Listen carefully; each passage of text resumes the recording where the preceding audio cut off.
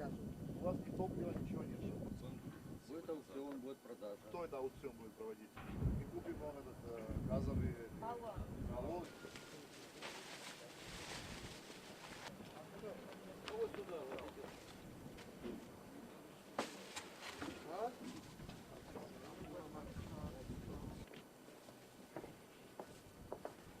საქართველოს ეკონომიკისა და მდგრადი განვითარების სამინისტროს უშუალო დავალებით საზღვაო ტრანსპორტის სააგენტომ საკუთარი სახსრებით შეიძინა ძირითადი საკვები პროდუქტები, სასმელი წყალი, მედიკამენტები და მოვიტანეთ გემზე, რათა მეზღვაურებს ჩვენს უკრაინელ მოძმეებს დავეხმაროთ.